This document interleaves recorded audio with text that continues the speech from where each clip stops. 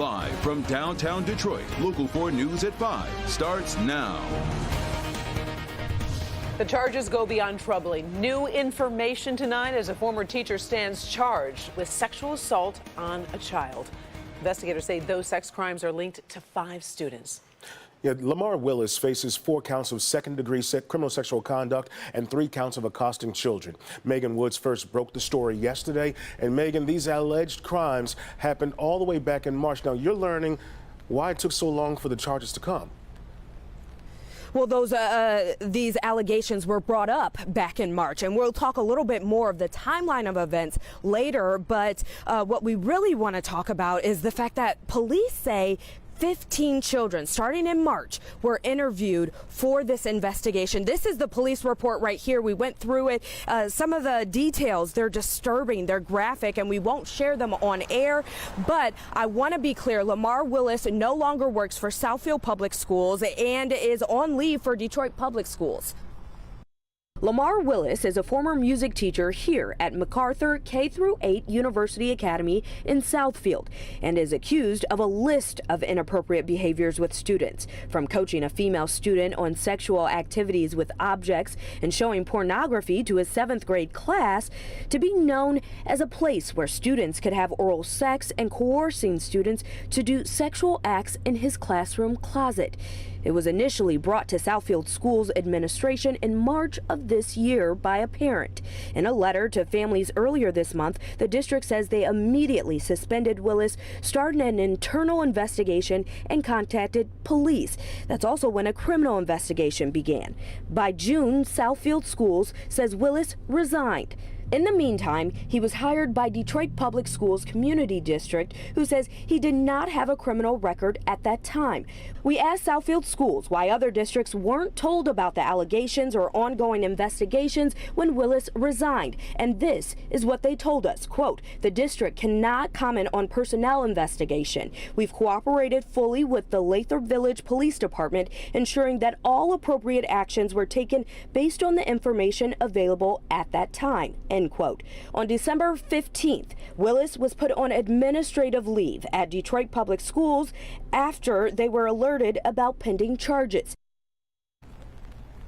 And then 3 days later, on December 18th, is when he was charged. Now, the conditions of his bond is that he has to stay within 100 feet of a school and that he can't have any contact with minors. Now, when we're talking about the students, the families that attend this district and also Detroit Public Schools, it can be difficult to talk to students about this, and we talked to an expert about how to go about it because it can be a little intimidating. Reporting live, I'm Megan Woods, Local 4.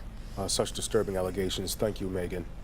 Well, drama late today at a special meeting of the Michigan Independent Citizens Redistricting Commission after a federal court ruled the group bungled drawing 13 seats in Metro Detroit. An attempt was made to appeal to the U.S. Supreme Court. Mara McDonald live downtown tonight. Mara, at least some wanted to appeal.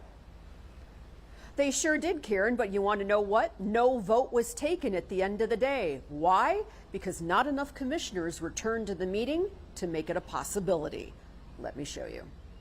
Metro Detroit's maps are a mess. That was the unanimous federal court decision that says 13 House and Senate seats in the Metro have to be redrawn immediately. The problem, they violate the Constitution. The federal court found the commission bungled the maps by using race and so diluted the black vote in the Metro, it doesn't pass the legal smell test. I would like at this time to make a motion.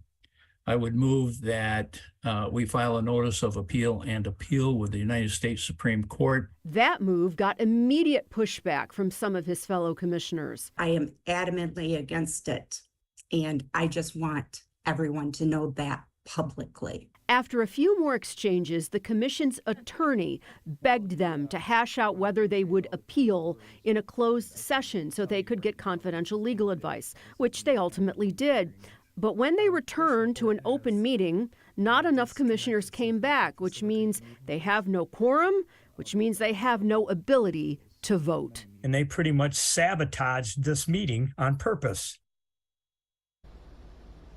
Back here live. So now what? No vote with a potential appeal hanging in the balance. It doesn't look like there's going to be another meeting anytime soon so that vote can be taken. Meanwhile, the Detroit Democrats, who won this in federal court, return to federal court next week so the court can give next steps on the process for redrawing these maps. Karen DeMond, it is a mess. Oh my gosh, it's a mess. And then it makes you think, okay, how do we get here? Right? So, okay, if you try to track this down, the federal judges said that the commission got bad advice from experts. Well, who are these experts? Are they still working? Or is there any accountability there? You're right, Karen. The federal court did say they got bad advice from their experts, and their chief expert, Bruce Adelson, there was talk of firing him today, but before any movement on that could go, he sent in an email and resigned. Wow. To you. So many twists in this one. All right. Thank you, Mara. Appreciate it.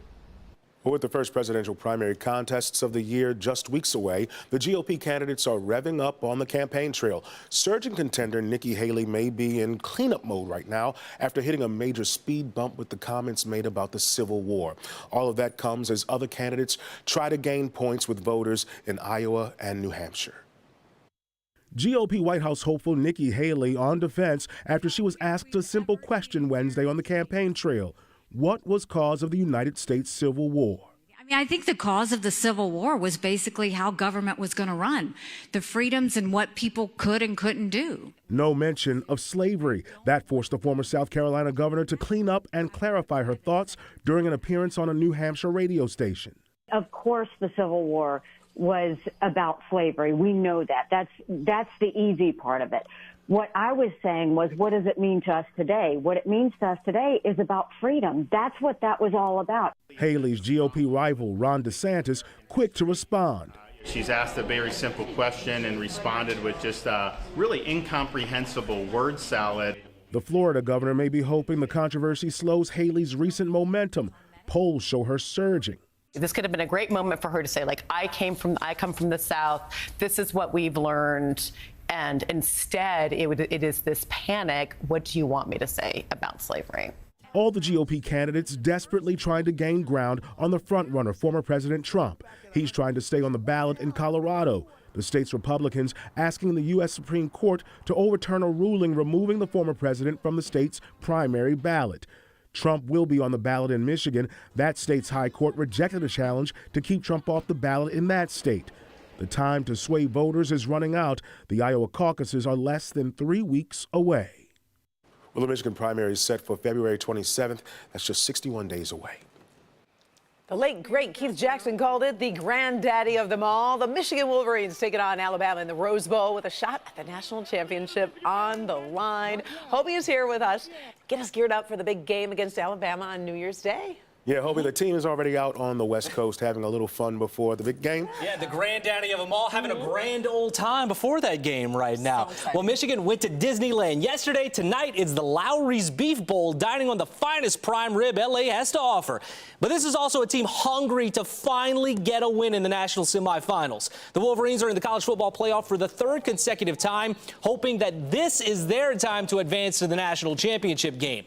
2 years ago, it was a loss to the eventual national champion Georgia. Last year, it was losing to a TCU team that pulled off a major upset. Michigan now using the past as their motivation, but also as a roadmap of sorts of what to improve on as they get ready to meet up with Alabama. Our preparation the last 2 years had to change just because it didn't lead up to the outcome that we wanted, whether that be, how we take care of our bodies during the week, how many practices we have in full pads, little stuff like that will just, add up to be a big difference. You see everybody flying around, being fast, just taking the proper angles, doing all that. So I think we're having a great move right now. I think we're enjoying playing football. We're having fun playing football, and we love to be out here, and Coach has a great schedule set up for us.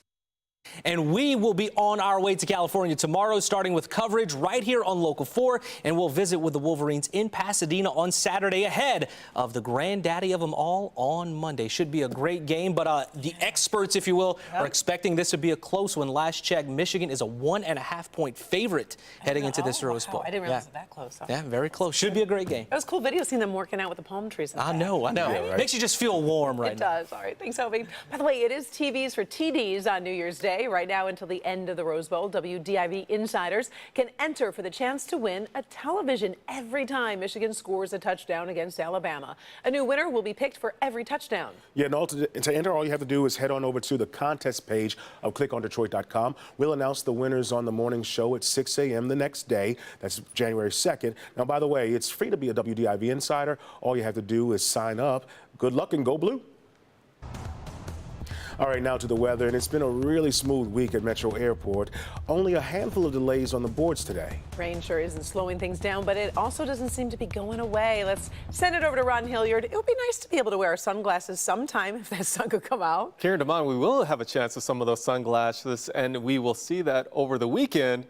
Then over the weekend, we'll also see a chance of some rain and snow showers. Clouds and radar right now across the area. We see the showers moving in from the east. That's because of a low pressure system, and we have the rotation of it counterclockwise. Now, what we are seeing across the area, less of the rain showers as you get farther toward the south around Monroe County and southward toward Toledo. We have those showers spreading all the way up into the Saginaw Bay area. Around here, we are seeing that the roads are wet, but just rain. We don't have any conditions that are favorable for temperatures to drop down to freezing. So we're going to stay well above freezing. Temperatures right now 44 degrees for Detroit, Ann Arbor, Lapeer, and Monroe coming in at 45 degrees. The wind chill very similar because we have light winds out there. Visibility is reduced across some parts of town.